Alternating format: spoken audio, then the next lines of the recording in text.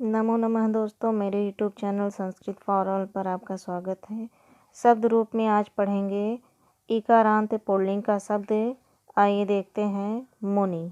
ठीक, तो मुनि शब्द आपका क्या है, इकारांत है और क्या है, पुल्लिंग में है। ठीक, चलिए इसमें आपका सर्वप्रथम देखेंगे प्रथमाई भक्ति में। प्रथमाई भक्ति के एक वचन में क्या बनता है, मुनि है। द्विवचन में मुनि, बहुवचन मुनिया। ठीक, फिर द्वितीय भक्ति में मुनिम, मुनि, मुनीन। तृतीय भक्ति मुनिना, मुनिभ्याम, मुनिभि। चतुर्थी में मुने, मुनिभ्याम, मुनिभ्यः। पंचमी में मुनेः, मुनिभ्याम, मुनिभ्यः। षष्ठी मुनेः, मुन्योः, मुनीनाम। सप्तमी मुनौ, मुन्योः, मुनीषु। संबोधन हे मुनि, हे मुनि, हे मुनिया। ठीक, तो एक तरीका ऐसे हुआ। फिर दूसरे तरीके से भी आप ऐसे पढ़ सकते हैं, अगर आपको इस तरीके सुविधा लगे तो ऐसे याद करिए। ठीक, तो इसमें आपको क्या है, जैसे सातों भक्तियाँ संबोधन को लेकर सभी एक वचन का एक साथ पढ़ेंगे। चलिए पढ़ते हैं। जैसे आपका प्रथमा, द्वितीय, तृतीय, चतुर्थी, पंचमी, षष्ठी, सप्तमी और संबोधन का एक वचन। इसमें क्या है, मुनि है, मुनीम, मुनिना, मुने, मुनेः, मुनेः, मुनौ, हे मुने। ठीक, फिर द्विवचन में आते हैं मुनि, मुनि, मुनिभ्याम, मुनिभ्याम, मुनिभ्याम, मुन्योः, मुन्योः, हे मुनि। ठीक, फिर बहुवचन पर आते हैं। इसमें आपका है मुनयः, मुनीन, मुनिभि, मुनिभ्यः, मुनिभ्यः, मुनीनाम, मुनीषु, हे मुनियः। ठीक, तो मुनि के जैसे आपका कवि का भी रूप चलता है। जैसे शब्द आपका लिखा है कवि।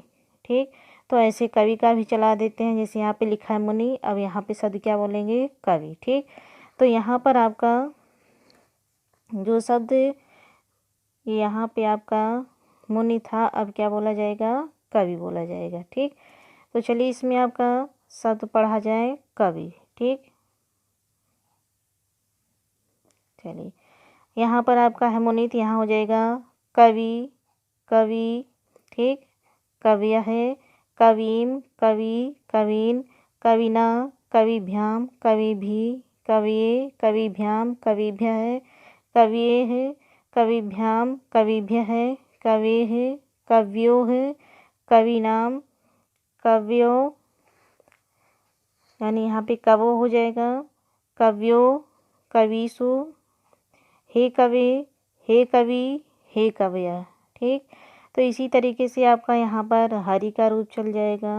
ठीक, तो जितने भी इकारांत पुल्लिंग के शब्द होंगे वो सभी रूप कैसे चलेंगे, मुनि के समान ही चलेंगे। ठीक, तो मुनि का हुआ, ऋषि का हुआ, कवि हुआ, रवि हुआ, हरि हुआ।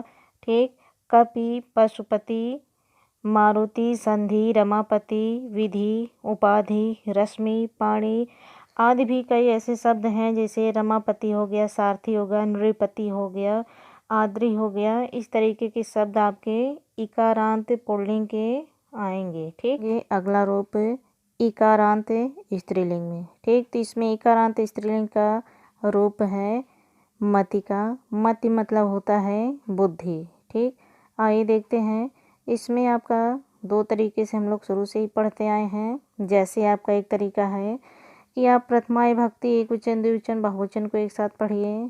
फिर द्वितीय भक्ति का, फिर तृतीया, चतुर्थी, पंचमी, षष्ठी ऐसे ही पढ़ेंगे। ठीक, तो आइए देखते हैं। इसमें प्रथमाई भक्ति एक वचन में क्या है, मति है। द्विवचन में मति, बहुवचन मतय। ठीक, फिर द्वितीय भक्ति में मतिम, मति, मति है। तृतीया मत्या, मतिभ्याम, मतिभि। चतुर्थी एक वचन में मत्यय या मतय। ठीक, द्विवचन में मतिभ्याम, बहुवचन में मतिभ्यः। पंचमी भक्ति एक वचन में मत्याः या मते, द्विवचन में मतिभ्याम, बहुवचन मतिभ्यः। षष्ठी का एक वचन में मत्याः या मते, द्विवचन में मत्योः, बहुवचन मतीनाम। सप्तमी एक वचन में मत्याम या मतौ, द्विवचन में मत्योः, बहुवचन मतीषु। संबोधन का एक वचन हेमते, द्विवचन हेमति, बहुवचन हेमतया। ठीक, अब आइए दूसरे तरीके से देखते हैं। इसमें आपका सातों विभक्तियाँ संबोधन एक साथ पढ़ेंगे, एक वचन, फिर एक साथ द्विवचन, फिर एक साथ बहुवचन। ठीक, चलिए देखते हैं। इसमें आपका पहले आपका प्रथमा विभक्ति, द्वितीय, तृतीय, चतुर्थी का एक वचन लेंगे। ठीक, यानी कि सातों विभक्ति संबोधन को लेके एक वचन को पढ़ेंगे। ठीक, तो इसमें आपका एक वचन का पढ़िए। मतिः, मतिम, मत्या, मत्ये या मते, मत्याः या मते, मत्याः या मते, मत्याम, मतौ, हे मते। ठीक, फिर आते हैं द्विवचन में। मति, मति, मतिभ्याम, मतिभ्याम, मतिभ्याम, मत्योः, मत्योः, हे मति। ठीक, फिर बहुवचन में मतयः, मतिः, मतिभिः, मतिभ्यः, मतिभ्यः, मतीनाम, मतीषु, हे मतयः। ठीक, तो जैसे आपका मति क्या है, मति मतलब बुद्धि होता है, इसका रूप कैसे चला, ये आपका इकारांत है। ठीक, तो ऐसे ही इकारांत स्त्रीलिंग के अन्य शब्द और हैं, जैसे आपका है भूमि, श्रुति, रुचि, स्मृति, प्रीति, कांति, धृति, मुक्ति, स्तुति, रात्रि आदि शब्द आते हैं। ठीक, चलिए अगला आता है आपका, ये भी इकारांत है, स्त्रीलिंग का ही है, लेकिन अब ये क्या है, ईकारांत है। ठीक, क्या है, ये है ईकारांत। ठीक, वो क्या था, इकारांत था, अब ये क्या है, ईकारांत, यानी कि बड़ी ई से खत्म हो गया, यानी कि इसके अंत में बड़ी ई या दीर्घ ई आएगा। ठीक, चलिए इसमें देखते हैं नदी का रूप।